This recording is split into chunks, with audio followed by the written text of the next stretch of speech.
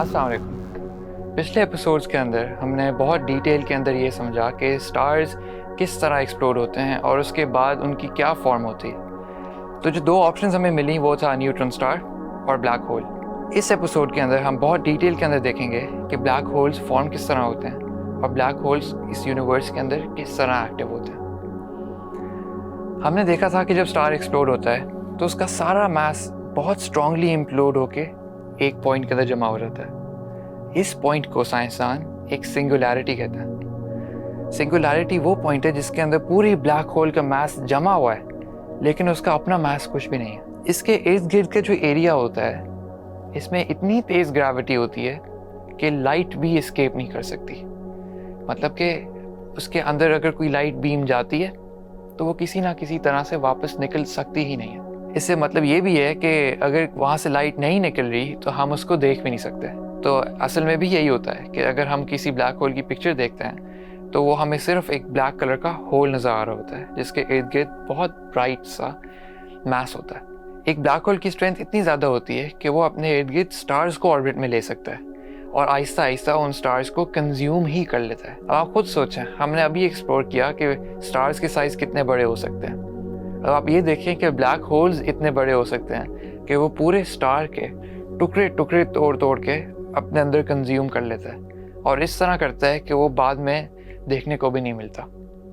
वो उस चीज़ को पूरी कायनात से ख़त्म करके निकाल देता है और किसी को मालूम भी नहीं हो सकता कि कोई चीज़ इसके अंदर गई है। ये जो स्ट्रेंथ है ये साइंसदानों ने बहुत सालों लगा के इसको एक्सप्लोर किया है, आइंस्टाइन से लेकर स्टीफन हॉकिंग। लेकिन अब तक हमें इसके अंदर इतनी ज़्यादा डिस्कवरीज मिलती जा रही हैं कि एक बहुत एक्टिव रिसर्च का टॉपिक है।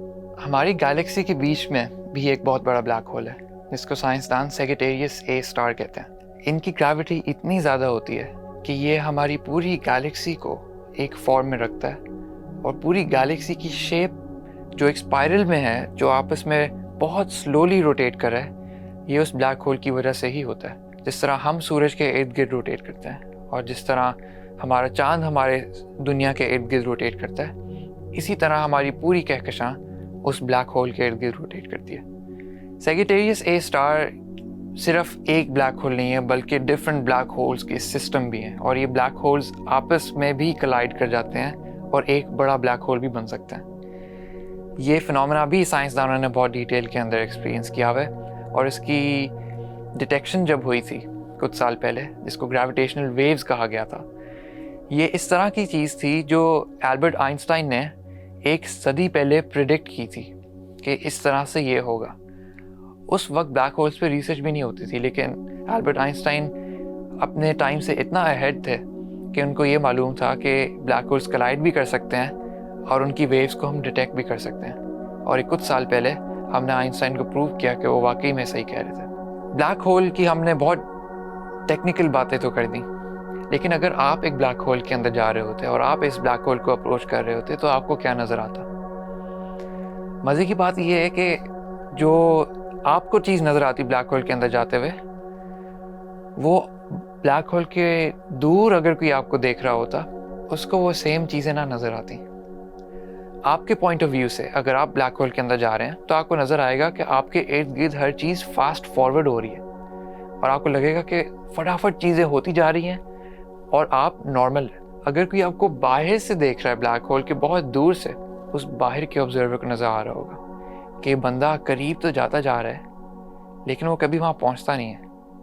और जो आप हैं जो ब्लैक होल के अंदर जा रहे हैं, आपको ये नज़र आ रहा होगा कि आपके इर्द गिर्द की चीज़ें बहुत तेज़ी से फास्ट फॉरवर्ड हो गई हैं और आप इतनी तेज़ फास्ट फॉरवर्ड हो गई हैं और आप आहिस्ता आहिस्ता ब्लैक होल के अंदर जाते जा रहे हैं और आपकी पूरी बॉडी स्ट्रेच होना शुरू हो जाती है और पूरे ब्लैक होल के इर्द गिर्द एम्बेड हो जाती है। तब तक तो इंसान ज़िंदा नहीं रह सकता, लेकिन फिज़िकली यही आपके साथ होता है।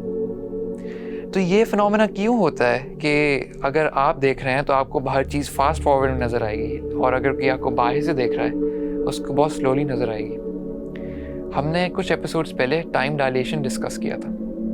टाइम डायलेशन इस तरह का फिनोमेना था कि हमने देखा था कि जिस एरिया के अंदर ग्रेविटी बहुत स्ट्रॉन्ग होती है उसके लिए वक्त हल्का सा स्लो गुजरता है। तो इसीलिए जो बंदा बहुत दूर से देख रहा है उस बंदे को जो ब्लैक होल के करीब जा रहा है चूँकि उस ब्लैक होल में बहुत ज़्यादा ग्रेविटी है, जो बंदा ब्लैक होल के करीब जाता रहता है उसके लिए वक्त हल्का सा स्लो गुजरना शुरू हो जाता है। तो आपको ये नज़र आ रहा होगा कि वो स्लो होता जा रहा है और वो कभी वहाँ पहुँचता नहीं है। लेकिन जो वहाँ पहुँचे हुए हैं ब्लैक होल के अंदर, आपको ये नज़र आ रहा होगा क्योंकि मेरी ग्रेविटी बहुत ज़्यादा है और बाकी इर्द गिर्द की ग्रेविटी बहुत कम है, तो मेरे लिए वक्त बहुत कम गुजर रहा है, बहुत आहिस्ता गुजर रहा है, और बाकी यूनिवर्स के लिए वक्त बहुत तेज़ी से गुजर रहा है। तो इस वजह से उसको हर चीज़ फास्ट फॉरवर्ड में नज़र आती है जब तक वो ब्लैक होल के अंदर पूरा कंज्यूम नहीं हो जाता। तो ये टाइम डायलेशन का फिनोमेना ब्लैक होल्स में भी नज़र आता है, जैसे हर डिफरेंट स्ट्रॉन्ग ग्रेविटी की फील्ड में भी नज़र आ सकता है। फिर कुछ साइंसदानों ने ऐसी थ्योरीज भी निकाली कि इस तरह का भी स्टार हो सकता है जो इतना बड़ा हो कि वो हमारी इक्वेशंस उसको फॉर्मुलेट ना कर सकें। ये सिर्फ थ्योरी है, लेकिन हो सकता है कि ऐसे स्टार्स भी मौजूद हों जो इतने बड़े हों कि बाहर से देखने से तो वो स्टार्स लग रहे हों और उसके अंदर, स्टार की कोर के अंदर एक ब्लैक होल मौजूद हो जो उस स्टार को एनर्जी दे रहा हो।